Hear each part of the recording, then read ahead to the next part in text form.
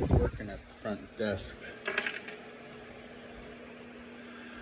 a few nights ago. What night is it? I don't even know anymore. Last night. And because it's tonight, so it was last night. She's my age. She's leaving San Diego. She's going back to her hometown. Moved out to San Diego when she was 20. Came out here.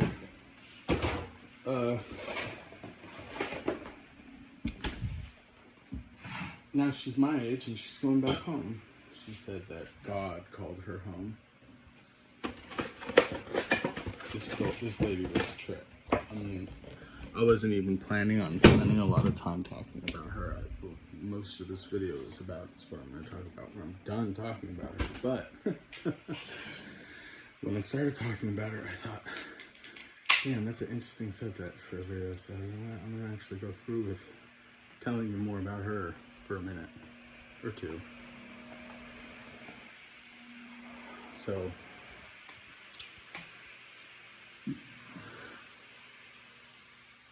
her mom's sick. She's going home. She's my age. She moved to the city at 20. I, of course, stayed in my hometown until I was basically my age, where I am now, until 2 years ago. And somehow brought my mom with me. Twist of fate, you know. Couldn't ask for a better outcome. Could not ask for anything better than that. That's like the blessing.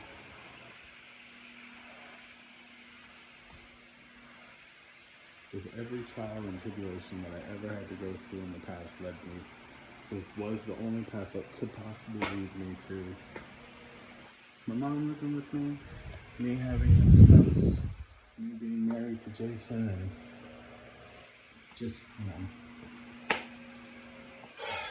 I'm in good health,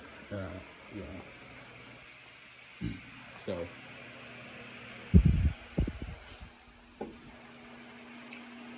she was a crazy person. She was manic, like I was in my early 20s. And she told me that she found Christ and that she regretted the way that she worshiped the Lord in the past. She said that she did drugs when she was young. She got sober, went to AA, met a bunch of people that worship God in ways other than worshiping Christ.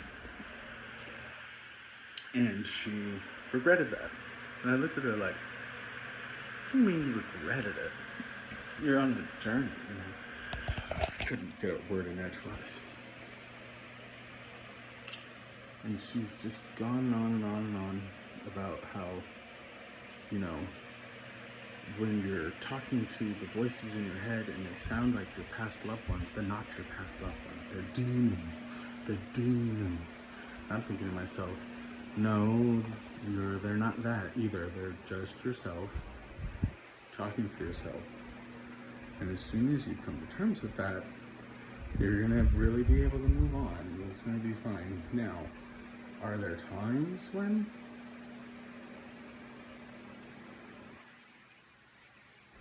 the voices you're hearing are not yours? Yeah,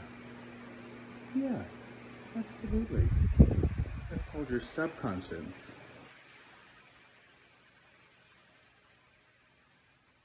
Because you are only your conscious self, really. I mean, you're not the person you are when you're dreaming, are you? I'll be no.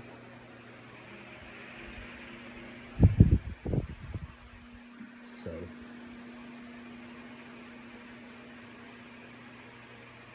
I let her go on and on and on and on about everything that she had to say, etc., etc., etc. And when I finally asked her, because she was done with her long tirade, Because at the beginning she told me that by the end of the story I would understand why she now believes in Christ when she didn't in the past. When she was done, and I stood there quietly waiting for her to continue, and she let me know she was done, I asked her, okay, what does any of that have to do with Christ? I'm confused. What is it? Well, I mean, not does it, what does it have to do with Christ? Because she was talking about him. But what does that have to do with any kind of knowledge about him? What do you know now that you didn't know before? Are you sure that you're not being controlled by more demons?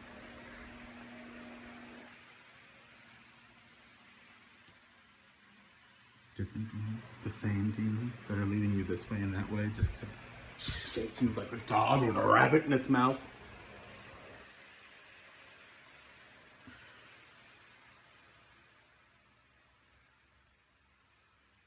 Sure that's not what's happening to you? Because you don't seem like you're in control. If what you wanted was the appearance of being in control, well, I'll tell you, you failed. You've none, and you're not convincing at all.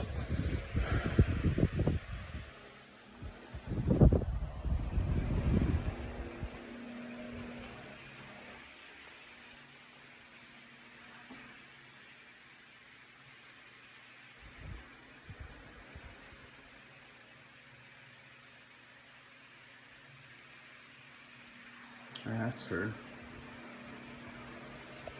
do you know the story of Moses? Do you know who Moses was? She said he led the people through the desert. I said, mm-hmm. And then she said he presented the ultimate law, the 10 Commandments. Mm-hmm. And then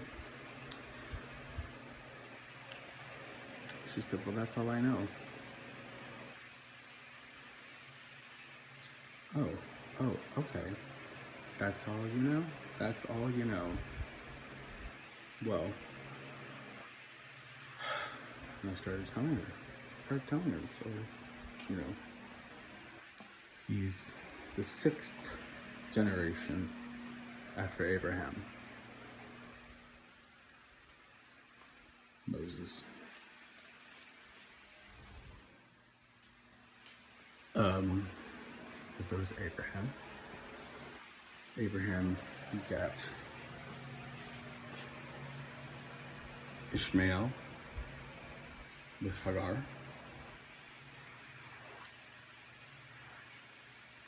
And then begat Isaac. Isaac begat Jacob.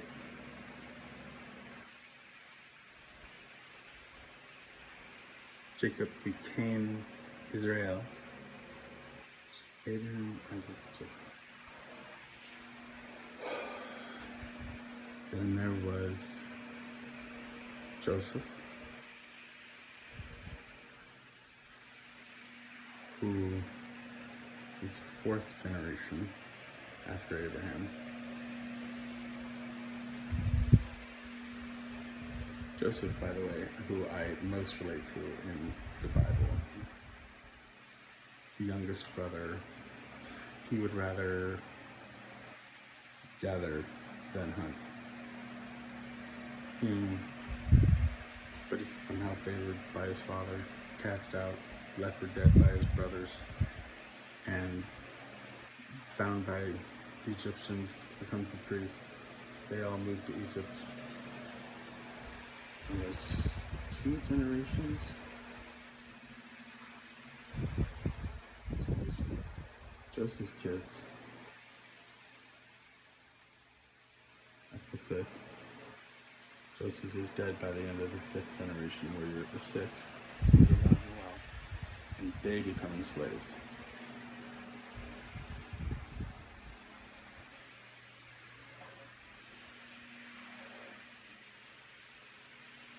And then there's enslavement for 2 generations. And then ninth generation after Abraham is Moses.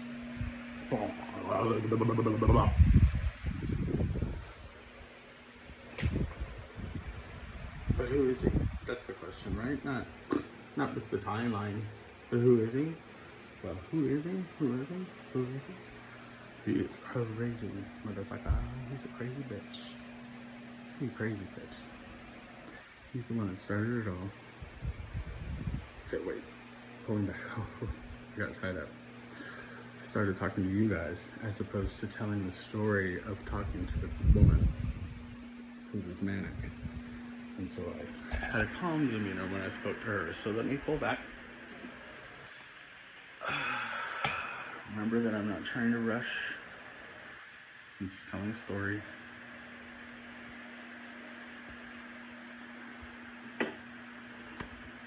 Moses wrote the first 5 books of the Bible: Genesis, Exodus,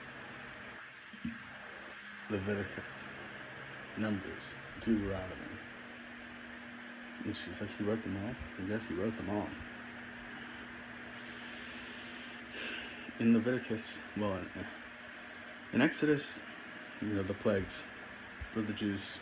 If you don't know that story, I don't even know how you're watching this video right now. Next book, Leviticus, Deuteronomy, Leviticus. In Leviticus, go and read it. Go and read it. Go and read it. Just shut the fuck up and go and read it. If you believe nothing that I say right now in this video, shut the fuck up and go and read Leviticus. Starting from the beginning, like it's a book. Don't skip around. Just read it. And you'll be like, what the fuck am I reading?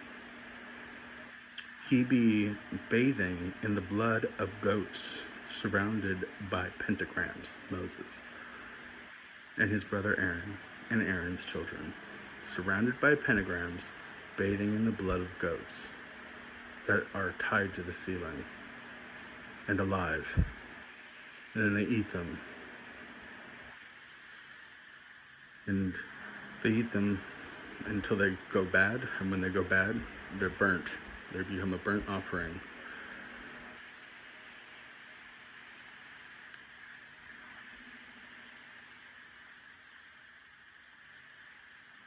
One time, Moses went to the top of the mountain for 40 days, and he came back down, and a branch of the family, say Aaron's brother, Aaron's cousin, and his kids, and his wife, and their brothers. Before Joseph was cast out and put in Egypt and enslaved, they were Hindu. Abraham, etc. They came from India anyway. And so they were worshiping a cow, a golden cow. Moses came down off the mount, saw them worshiping the golden cow, raised his staff in the air, struck the ground, and a sinkhole opened beneath the entire branch of that family, and they were sucked into the earth.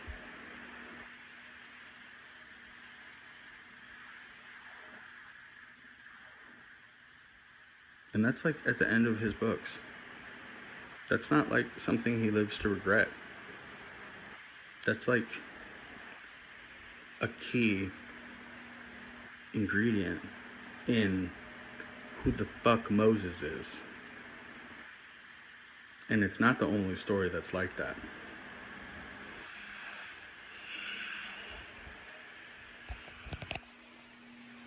And this is the man who laid down the laws. This is the man who created what it is we have determined God, the very Gaia, the earth, the existence, the bubbling of the molten lava that exists before consciousness.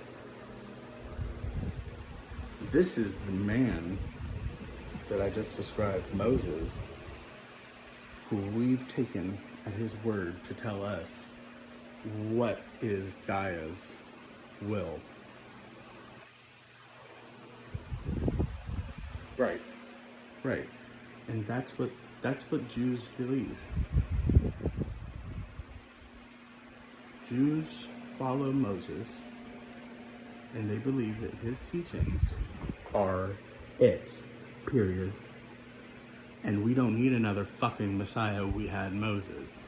That's what they believe. Period.